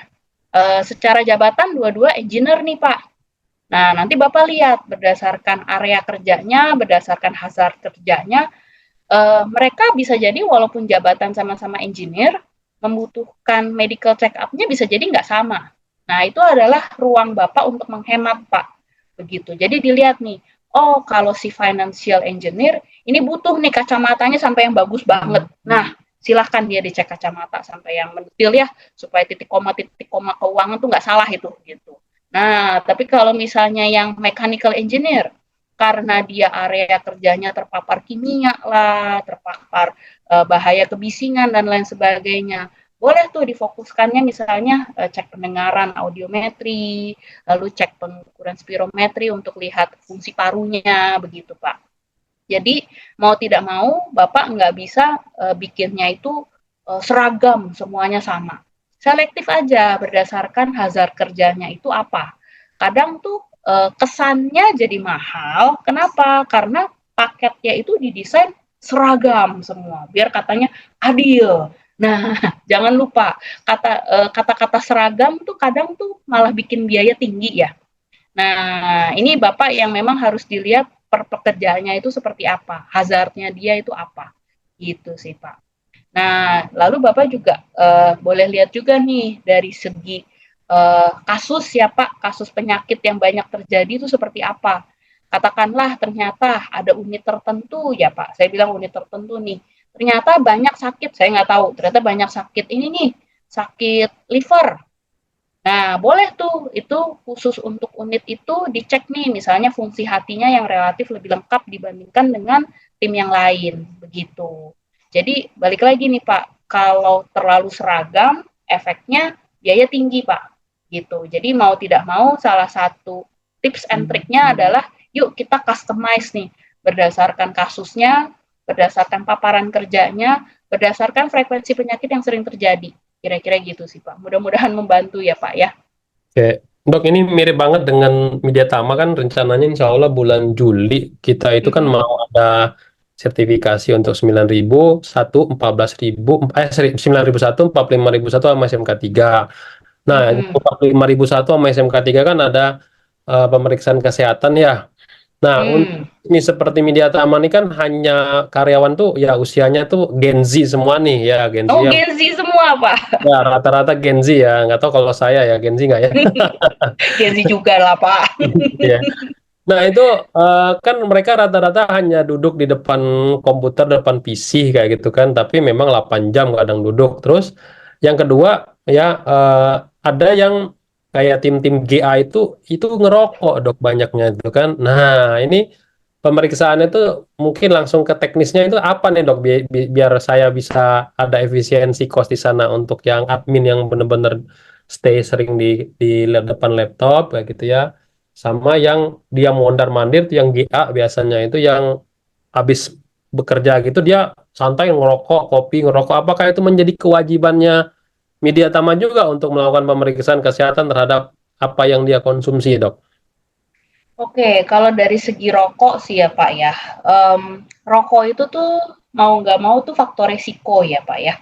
Jadi kalau dia nggak dicek, ya otomatis mohon maaf nih, itu kan racun yang masuk ke badan ya Pak. Otomatis kalau kita nggak cek, kita nggak tahu nih, katakanlah dia sudah merusak parunya sejauh apa, merusak jantungnya sejauh apa, dan lain-lainnya itu sejauh apa tuh kita nggak tahu. Nah, kalau saya sih biasanya nih, untuk yang merokok-merokok ini, saya eliminasi di awal, Pak. Jadi kita tuh memang ada quote unquote perjanjian ya untuk pekerja-pekerja tertentu tuh, yuk kamu jangan merokok. Yang tadi saya sempat bilang bikin anti smoking policy. Nah, cuma memang kekurangannya anti smoking policy ini cuma akan berlakunya bisanya di tempat kerja. Begitu bukan di area kerja kan kita nggak bisa awasi juga. Nah, win-win solution-nya adalah kita lakukan cek sederhananya, kita cek spirometri, Pak. Nah, pekerja-pekerja yang mohon maaf yang rokok ya, pas kemungkinan besar spirometrinya itu tuh nggak bagus. Kalau dibandingkan dengan pekerja yang non-smoker, begitu. Kalau saya sih untuk pekerja-pekerja yang smoker boleh di add cek spirometri itu Pak, walaupun katakanlah dia bukan pekerja lapangan, dia cuma tim GA, kan itu kan juga duduk-duduk ya, banyaknya duduk ya. Atau misalnya pekerja yang financial team gitu, walaupun dia cuma duduk-duduk ya, coba aja dicek spirometrinya seperti apa. Saran saya sih begitu.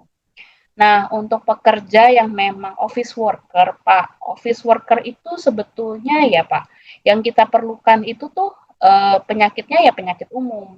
Jadi yang kita perlu ya sebetulnya ya cek physical examination yang biasa. Nah, utamanya karena kita banyak berhubungan dengan komputer, itu harus cek mata, Pak. Jadi visual acuity-nya itu berapa tuh? Jangan sampai ya amit-amit yang tadi saya bilang 0 sama 1 tuh ketukeran nanti rugi secara finansial itu Pak kalau misalnya yang satu 10.000 yang satu jadi 100.000 gitu. Nah itu cuma nolnya beda satu tuh soalnya bermakna banget gitu. Jadi untuk pekerja-pekerja yang memang banyak menggunakan komputer, saran saya harus ada pengecekan mata yang detail gitu. Nah pengecekan matanya itu kan ada yang cuma cek kacamata biasa, saya saran coba dicek tekanan bola mata, Pak. Karena pada penggunaan komputer lebih dari 6 jam satu hari, rata-rata tuh ternyata cukup banyak ya pekerja yang mengalami glukoma gitu. Nah, jadi itu sebagai bagian dari medical check up aja, jadi bagian dari cek matanya. Gitu. Bapak boleh minta tuh tambah minta tekanan bola mata. Nah, untuk cek yang lainnya sih sebetulnya standar aja. Ya paling cek kolesterol boleh, cek fungsi liver, fungsi ini apa namanya ginjal, lalu cek EKG untuk pekerja-pekerja yang katakanlah memang usianya sudah relatif lebih tua. Katakanlah Bapak mau additional treadmill, kalau pekerja sudah di atas 40 ya boleh. Begitu. Tapi sebetulnya untuk cek yang lain sih sifatnya additional tambahan tuh Pak. Nah, katakanlah Bapak mau tambah nih, katakanlah untuk pekerja-pekerja yang sering pakai headset, mau dicek audiometrinya, ya boleh juga. Tapi audiometri itu kan sebetulnya baru dianggap sebagai hazard ya Pak ya, kalau kebisingannya itu levelnya lebih dari sekian desibel. Nah, secara aturan regulasi, kalau misalnya kebisingannya tidak lebih dari sekian desibel, perusahaan tuh nggak ada kewajiban sih untuk menyediakan tes audiometri tersebut sih Pak. Begitu kira-kira. Mudah-mudahan menjawab ya, Kak Deni. Kalau yang back pain, dok, untuk apa? Oke, kalau back pain itu Bapak boleh nanti mention ya Pak ya ke dokternya nih. Nanti boleh bilang ya itu saya tanya dokter Feli. Nah, jadi sebetulnya ada 4 tes Pak untuk melihat apakah tim Bapak itu faktor resiko terhadap low back pain atau tidak. Minta dokternya untuk melakukan pemeriksaan low back pain, ada 4 pemeriksaan. Yang pertama namanya tes Kernik. Kernik, Lasek, Patrick, sama kontra Patrick.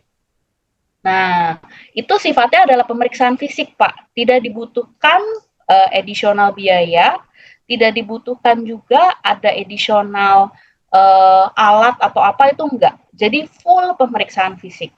Nah, cuma Bapak boleh tuh mention ke dokter yang bersangkutan bahwa khusus untuk pemeriksaan punggung, Bapak minta dilakukan 4 pemeriksaan tadi. Kernik, Patrick, kontra Patrick, sama satu lagi Lasek. 4 pemeriksaan itu aja itu sudah bisa screening secara baik yang mana yang memang faktor resiko untuk low back pain. Begitu. Ada satu aja nih dari 4 yang positif, artinya orang ini nih faktor resiko nih untuk low back pain. Kalau 4-4-nya lolos, artinya nggak ada masalah sebetulnya untuk low back pain. Low back pain yang dialami itu adalah bukan karena masalah tulang dan sendi. Masalahnya cuma karena otot. Nah, karena kalau misalnya cuma karena otot, ya sebetulnya bisa dibilang solusinya adalah olahraga. Begitu. Tapi begitu masalahnya adalah tulang dan sendi itu sedikit beda tuh. Memang harus lebih detail lagi gitu. Jadi screening sederhananya 4 itu Pak, dan itu tanpa biaya tambahan. Cuma memang harus bisa di request sih. Biasanya kalau nggak di request nggak dikerjain gitu Pak. Patrick, Kernik, kontra Kernik, Lasek ya dok ya? Bukan, jadi Lasek, Lasek, Patrick, Patrick, kontra Patrick, sama Kernik. 4. kontra Patrick ya, kontra Patrick. Oke. Patrick, kontra Patrick, Lasek, sama Kernik Pak. 4. Ya, oke. Nah, itu harus minta untuk dicek. Soalnya kalau nggak minta secara spesifik, memang dokternya nggak akan cek. Gitu sih Pak. Karena dia sering apa di depan komputer kadang kenunduk kayak gini, padahal udah dikasih. Nah, ya itu. Kayak gini, kadang karena pakai laptop kan kadang kayak gini. Jadi lama-lama mereka ngeluh sakit pinggang lah. Saya bilang minumnya itu kurang, saya bilang makanya minumnya banyak-banyak. Saya bilang mungkin karena kurang juga kali ya dok ya, bisa juga ya kayak gitu ya. Bisa, faktor minum bisa, tapi faktor otot juga bisa sih Pak. Otot. Makanya kita screeningnya gitu tuh. Tetap ada screening ginjal juga. Karena kan kita mau lihat nih ada penurunan fungsi ginjal atau tidak ya. Sama ada cek urin sih biasanya. Nah, nanti tergantung ke Kak Deni aja. Mau sekalian cek drug test kah atau apa gitu. Tapi kalau drug test tuh mandatorinya biasanya kalau di perusahaan tertentu sih Pak gitu. Oke dok, sudah 14.40 sesuai dengan request dokter ya. Saya rasa sudah cukup, silakan Pak Arif, saya kembalikan. Oke, baik. Terima kasih Dr. Felicia dan juga Pak Denny. Terima kasih juga teman-teman semuanya sudah hadir di webinar Kolegium Media Tama. Dan Sabtu depan jangan lupa untuk join kembali di webinar Kolegium Media Tama. Dan pastikan juga teman-teman sudah join ke dalam grup Telegram Kolegium Media Tama yang sudah saya share barusan di kolom chat Zoom. Dan pastikan juga teman-teman sudah absen ya. Karena kalau sudah lewat dari Zoom ini sudah tutup, maka absennya tidak bisa lagi isi. Oke, sebelum kita akhiri, mari sama-sama kita dengarkan closing statement dari pembicara kita kepada Dr. Felicia, dipersilahkan. Ya, baik. Sekali lagi terima kasih kepada tim Media Tama, Kak Deni, Pak Arif, terima kasih sudah mengundang saya kembali. Satu hal yang saya ingin garis bawahi, kita semua di sini pada saat bekerja tentu ingin menghasilkan sesuatu yang lebih ya. Bukan hanya untuk diri sendiri, tapi juga tentunya untuk keluarga kita dan juga tentunya untuk perusahaan. Nah, bukan berarti seiring dengan bertambahnya usia, potensi kita untuk bekerja itu bisa dibilang hilang. Nah, tapi tetap harus ada langkah-langkah dan strategi perbaikan, baik itu mulai dari cara berpikir, perbaikan lifestyle, mungkin juga harus dibarengi juga dengan perbaikan ini ya, perbaikan dari sisi kebijakan-kebijakan perusahaan, supaya perusahaan tentunya juga lebih ramah terhadap pekerja-pekerja yang usianya menua. Jadi tidak melulu kita hanya memfokuskan seluruh perhatian kita pada generasi baru. Bagaimana dengan generasi-generasi yang sudah menua, usia 40 ke atas? Jangan hilangkan kesempatan mereka untuk bekerja. Kenapa? Karena mereka masih mampu dan aktif bekerja. Mereka masih di usia produktif, mereka masih di usia mampu menghasilkan sesuatu yang sangat bermakna. Jangan hilangkan kesempatan itu, berikan kesempatan. Namun tetap kita dari sisi pekerja juga kita apabila memang harus ada yang diperbaiki, baik itu dari mindset, dari istilahnya lifestyle kita, dan juga berbagai perbaikan lainnya, itu juga harus kita lakukan agar kita ketemu sebuah titik di mana win-win solution antara perusahaan dan pekerja. Semoga sesi ini menjadi sebuah masukan dan sebuah sesi sharing yang bermanfaat ya bagi rekan-rekan semua. Mohon maaf apabila selama sesi webinar ada salah kata maupun salah sikap yang saya berikan, baik sengaja maupun tidak sengaja. Semoga tidak menyinggung hati Bapak Ibu semua. Dan moga-moga dapat kesempatan ketemu lagi ya bersama Kak Cek Deni dan juga Pak Arief untuk kedepannya. Itu saja dari saya, terima kasih. Terima kasih Dokter Felicia, luar biasa untuk ketersediaannya kembali untuk selalu bersedia di Media Tama untuk share di kolega. Baik, terima kasih Dokter Felicia, dan buat teman-teman semuanya, oh ya, kalau misalkan Dokter Felicia langsung ingin live juga nggak apa-apa, karena kita mau putarkan undian door prize terlebih dahulu. Oke, baik. Saya izin pamit baik. ya, Pak Arief, Kak Cek Deni. Terima kasih Dokter Felicia. Terima kasih, mari-mari. Oke, baik. Nah, teman-teman semuanya jangan dulu kemana-mana ya, karena untuk pemutaran door prize kita akan lakukan, dan siapakah yang akan mendapatkan door prize sertifikasi auditor SMK 3 bersama dari Media Tama Academy, kita putarkan. Oke. Selamat kepada, mudah-mudahan orangnya masih ada di sini ya. Harusnya sih masih ada. Selamat kepada Aditya Setiawan, apakah ada? Oke, ada. Terima kasih. Mantap, luar biasa. Tetap standby sampai dan akhir. Selamat kepada atas nama Aditya Setiawan mendapatkan satu door prize sertifikasi auditor SMK 3, dan nanti akan saya hubungi langsung terkait persyaratan dan juga jadwalnya ya. Dan persyaratannya adalah wajib sudah pernah mengikuti ahli K3 umum terlebih dahulu. Terima kasih teman-teman semuanya, dan akhir kata saya mengucapkan wabillahi taufiq wal hidayah. Saya Arief Purwadana, Saya Denny. dan Dokter Felicia. Dan jangan lupa untuk hadir lagi di Sabtu depan. Terima kasih. Wassalamualaikum warahmatullahi wabarakatuh. Terima kasih Pak Denny. Terima kasih, Dev. Terima kasih semuanya.